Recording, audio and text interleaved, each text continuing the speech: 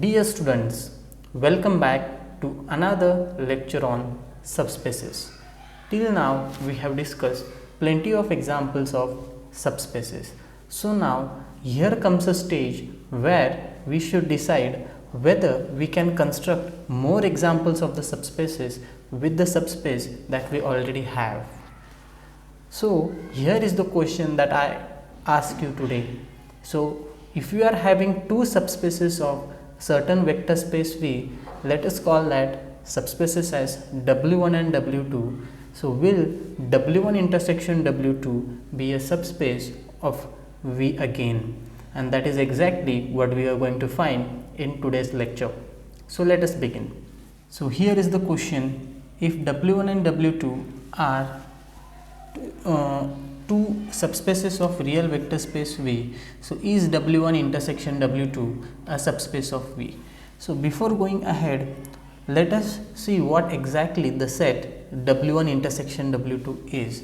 So I will write, we know W1 intersection W2 is equal to, it is a set which contains the elements W such that W belongs to W1 and W belongs to W2. So what is the meaning of this? Let me draw a Venn diagram and show you.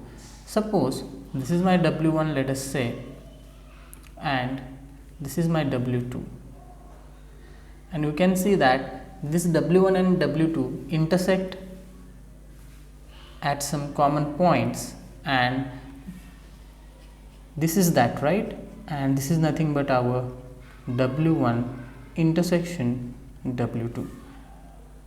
This is my W1 and this is my W2, and the common elements is nothing but W1 intersection W2. So the points that are present in W1 as well as W2, that points lie in W1 intersection W2. Thus the condition is this W should belong to W1 as well as W2.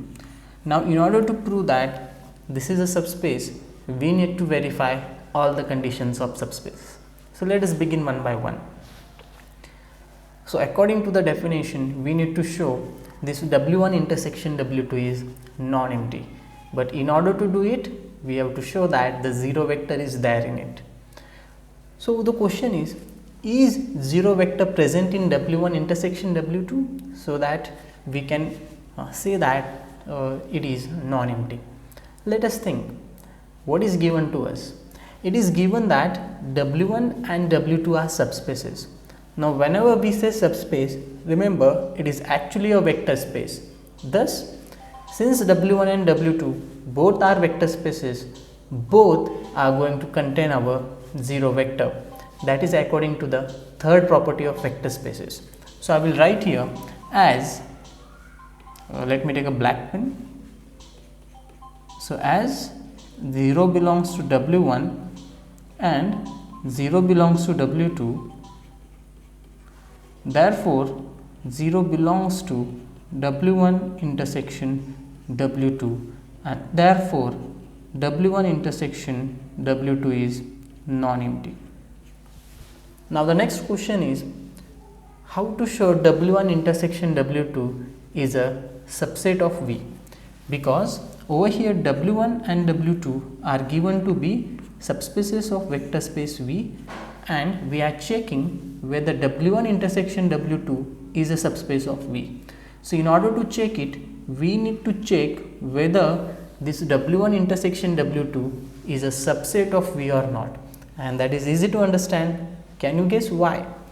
As W1 is already a subspace of V, it means it is a subset naturally. Similarly, W2 is also a subspace, so it is also a subspace of V. So both W1 and W2 are actually sitting inside V. Let me draw it. So this is our V. Yeah. So this is our V, and you can see that this W1 intersection W2 clearly contains elements of V only. So I will say here as W1 is a subset of V and W2 is also a subset of V. Therefore, no questions there. This W1 intersection W2 is going to be a subset of V. And why they are subsets? Since W1 and W2 are subspaces of V. Now the next question comes here, whether that two conditions will be satisfied or not, that is closed under addition and scalar multiplication. So let us find that. So in order to find that, what we should do, as I have explained, remember we are checking whether W1 intersection W2 is a subspace or not. Thus I will start with two elements from W1 intersection W2. So I will say let x comma y belongs to W1 intersection W2 be n elements. Now our claim is to check whether this x plus y lies in W1 intersection W2 or not. Now according to the definition of intersection, this x and y both should belong to W1 as well as W2.